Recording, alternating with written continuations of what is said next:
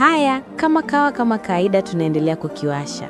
Watu wengi wamekuwa wakiuliza, kati ya Yutong D14 na Yutong F12 lipi lina nguvu zaidi? Lipi ni la kisasa zaidi? Na lipi linafaa safari gani?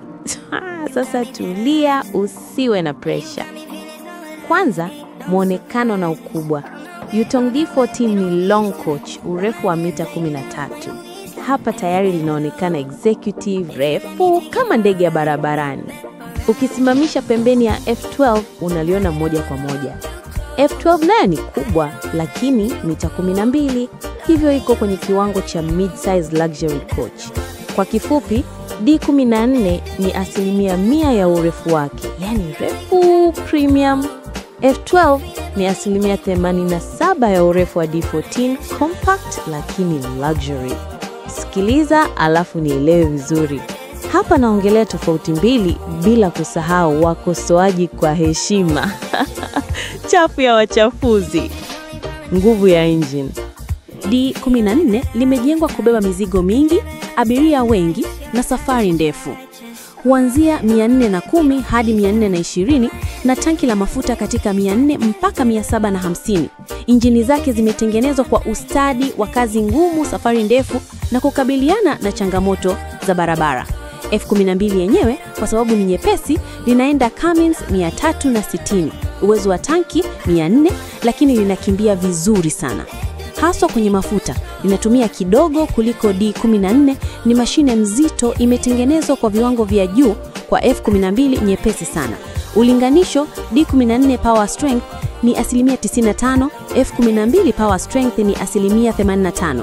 Ni tofauti ndogo, lakini D14 lina nguvu ya juu kwa mzigo mkubwa.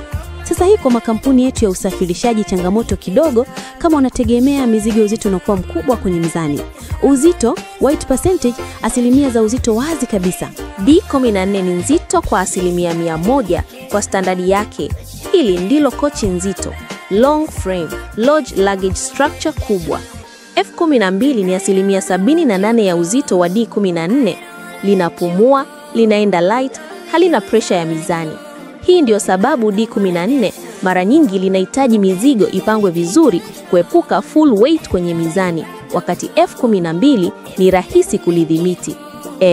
Nyepesi zaidi ya karatasi. Ndani ya interior ya D14 ina nafasi pana, legroom kubwa, cabin spacious, ambient lighting, full cabin roof sides, luggage rack kubwa, na mara nyingi inakuja na toilet kwa sababu nafasi yake inaruhusu. F12 liner interior nzuri pia, lakini compact. AC line 2, seats za luxury, dashboard yenye design safi. Kwa kifupi, D14 interior comfort 95% executive, F12 interior comfort 85% luxury standard. Mizigo, D14 unaweza kupata mita 15, hii ni juu kabisa kwa safari ndefu. F12 huja na mita 12 ambayo bado ni nzuri kwa kampuni nyingi. Toilet na mid door. D14 mara nyingi hupewa toilet kwa sababu nafasi inaruhusu. Sana kupewa vyote toilet na mid door kwa sababu ni long coach. F12 ndio hutoka sana na mid door option, ila mara chache sana kumiliki mid door na toilet. Hii toilet inaweza kuwepo, lakini si mara nyingi kama D14. Basi mmoja yenye teknolojia ya kutosha, F12 hii ni chopa. Unajua maana yake, usishangae. Basi ya kazi, weka mizigo, weka abiria, tuende. Hitimisho, straight.